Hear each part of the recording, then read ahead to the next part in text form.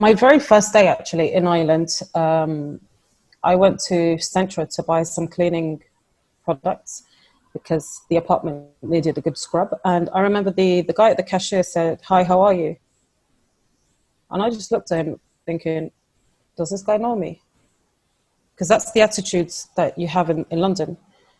You wouldn't say good morning to a complete stranger. In London, it's very heads down, walk, don't look around, don't make eye contact with other people. It's a very reserved city.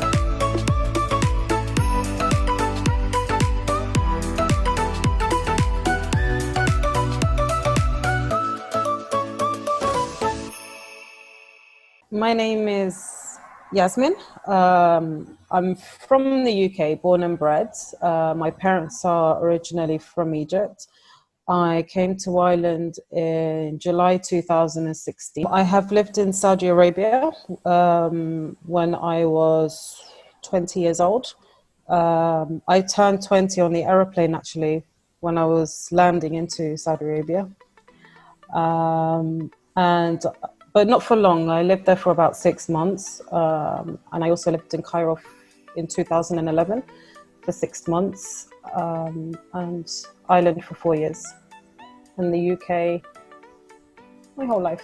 I'm from London. London is a very diverse, very extremely multicultural city. So you don't necessarily identify yourself as English, but you do identify yourself as British because you grow up with these common norms and values that everybody has. And part of that is to respect each other's ethnicities and skin colours and races and things like that. When I arrived in Ireland, it was 2016. I was wearing the headscarf for probably about the first year. And the stereotype was that I was a Syrian refugee. And it wasn't necessarily, it wasn't discrimination, it wasn't racism, it was, I think it's because Dublin's not as multicultural as it is in London. And I later learned that in 2016, that's when the Irish government had made the decision to take in some refugees from Syria. And a lot of people used to slow their speech down when they were speaking to me, assuming that I couldn't speak English. When I am an English teacher, that's my profession. I can understand everything you're saying. There's no need. And I remember once I was in a taxi, and on the radio he was playing the news. The government had mentioned the topic of the Syrian refugees and the war in Syria. And he looked in the mirror and he said, "Was it war torn where you've come from?" And I said, "No." And he said, "But they've just mentioned it on the radio." And I said, "But I'm not Syrian." So yeah, that was the stereotype that I did get at the beginning. When I was in London, there was a few years where I decided to wear the hijab, and I didn't necessarily face stereotypes, but I was discriminated in terms of getting a job. And it was painful, it was hard. The moment I decided to remove it due to the hardship that I was facing, I found getting a job and getting through to the interview stage a lot easier. My first job was in a call centre, and it was 2 weeks after I arrived to Dublin, and it was in city centre, which is where I also lived. And for me, that first few months here in Dublin, I thought city centre was Dublin because I never needed to travel outside of city centre. So my job was there, my home was there, it was walking distance. I used to do shopping there. Everything I needed to do was in the city centre. And my first impression was, gosh, this is a very tiny city. And one of my colleagues who was Irish, he said to me, "Oh, I just got off the phone to your man." And I just went quiet. And I thought, okay. And then another colleague the following day was like, "Yeah, I just got off the phone to your man." Your man in the UK means your husband, your partner, your boyfriend. And I just thought, whoa, this city is really small. Everybody knows everyone. And I called my ex on my lunch break and I asked him, "Why have you been on the phone to all my colleagues today?" and he was really confused. I confronted my colleagues and asked them why they were on the front en route to my partner. And then it was clarified that your man just means any man, and your one is any woman. The other slang that I've picked up is he gave out to me. That's grand. It's the story. Trying to think what else. That's gas, which apparently that's funny. My very first day actually in Ireland, I went to Centra to buy some cleaning products because the apartment needed a good scrub. And I remember the guy at the cashier said, "Hi, how are you?" And I just looked at him thinking, does this guy know me? Because that's the attitudes that you have in London. You wouldn't say good morning to a complete stranger.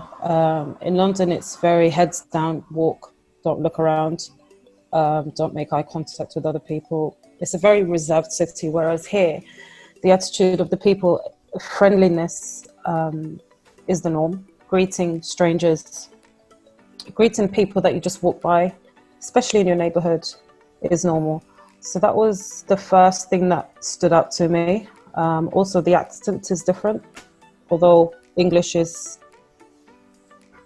the common language. I wouldn't say the main language because that might offend people. The slang, the pollution. So the pollution in London is very concentrated, whereas here it's next to nothing. There's nothing here. The size, that will be one of the differences. And I just feel that Ireland as a city, even Dublin as a capital city, is a lot more natural. The similarities would be both driving on the left side of the road, thank God. So I didn't get confused with that when I started driving here. I didn't.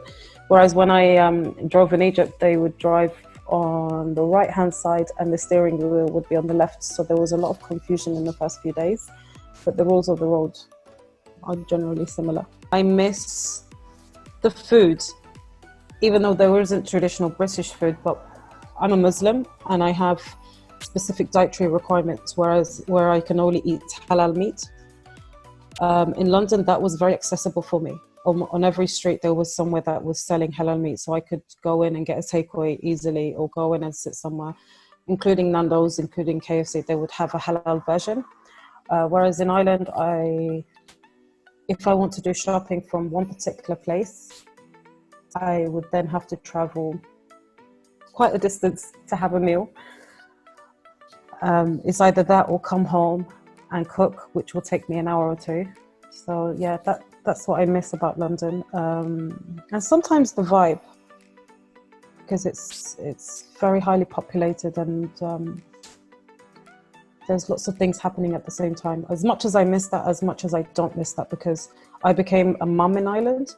And the last time I visited London was with my daughter, and I did feel that it was too busy, especially walking around with her. I had to hold her hand very tightly so she doesn't get lost, because it was just way too busy. But there are times that I do miss the vibe there.